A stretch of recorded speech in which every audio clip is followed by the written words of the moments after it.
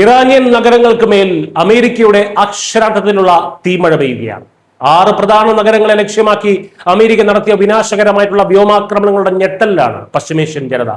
ബുഷർ, Chabahar, Jask, Konarak, Abu Musa, Bandar Abbas എന്നീ തന്ത്രപ്രധാന നഗരങ്ങളിലെ സൈനിക കേന്ദ്രങ്ങൾക്ക് നേരെയാണ് യാതൊരു വിട്ടുവീഴ്ചയും ഇല്ലാത്ത അമേരിക്കൻ ആക്രമണം അരങ്ങേറിയത്.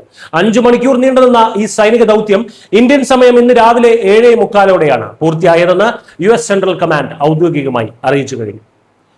9-ലെ സൈനിക താവളത്തിൽ നടന്ന ബോംബിംഗിൽ ഒരാൾ കൊല്ലപ്പെടുകയും 7 പേർക്ക് ഗുരുതരമായി പരിക്കേൽക്കുകയും ചെയ്തതോടെ ഇറാനിൽ US ആക്രമണങ്ങളിൽ മരിച്ചവരുടെ എണ്ണം 2 ആകുകയും യുദ്ധത്തിന്റെ ഭയാനകമായിട്ടുള്ള മുഖം കൂടുതൽ വ്യക്തമാവുകയും ചെയ്യുകയാണ്. അമേരിക്കയുടെ ഈ നീക്കം ഒറ്റപ്പെട്ടതല്ല. ഇതിന് തൊട്ടു മുൻപ് ഇറാനിലെ കപ്പൽശാല പരിപാലന കേന്ദ്രവും US സൈന്യം തകർത്ത് തരിമ്പടമാക്കിയിരുന്നു. ബന്ദർ അബ്ബാസ് തുറമുഖത്തെ അന്തർവാഹിനി കപ്പൽ പരിപാലന കേന്ദ്രത്തിന് നേരെയാണ് അമേരിക്കൻ സൈന്യം 3 കോർസെയർ കടൽ ഡ്രോണുകൾ ഉപയോഗിച്ച് കനത്ത നാശം വിതച്ചത്. തുടർച്ചയായ ഈ ആക്രമണങ്ങൾക്ക് അതിശക്തമായിട്ടുള്ള ഭാഷയിൽ തന്നെ തിരിച്ചടി നൽകുമെന്ന് ഇറാൻ എപ്പോഴും പറയുന്നത് പോലെ തന്നെ പ്രഖ്യാപിച്ചിട്ടുണ്ട്. അമേരിക്ക വ്യവസ്ഥകൾ പാലിക്കുന്നതുവരെ ഇരു രാജ്യങ്ങൾക്കും ഇടയിലുള്ള ധാരണാപത്രം ഇറാൻ ഔദ്യോഗികമായി റദ്ദാക്കിയതായി വിദേശകാര്യ മന്ത്രാലയ വക്താവ് ഇസ്മായിൽ ബഗായി പ്രതികരിച്ചു.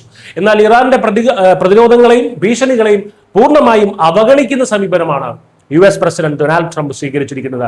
ഇറാനിയൻ തുറമുഖങ്ങളിൽ അമേരിക്ക കർശന ഉപരോധം ഏർപ്പെടുത്തുമെന്ന് അദ്ദേഹം പ്രഖ്യാപിച്ചു കഴിഞ്ഞു.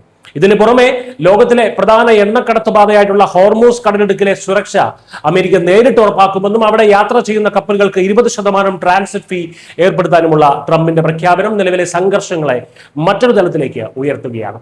ചുരുക്കത്തിൽ ജീവനുകൾ നഷ്ടപ്പെടുന്നതും നഗരങ്ങൾ തകർന്നടിയുന്നതുമായിട്ടുള്ള ഒരു പൂർണ്ണ യുദ്ധമുഖത്താണ് ഇറാൻ ഇന്നുള്ളത്.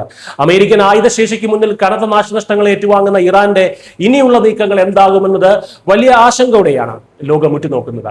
നയതന്ത്ര തലത്തിലുള്ള പ്രതിസന്ധികൾക്ക് അയവ് വരാത്ത സാഹചര്യത്തിൽ പശ്ചിമേഷ്യ കൂടുതൽ രക്തരൂക്ഷിതമായിട്ടുള്ള ദിവസങ്ങളിലേക്കാണ് നടന്നു നീങ്ങുന്നത്. മലയാളം.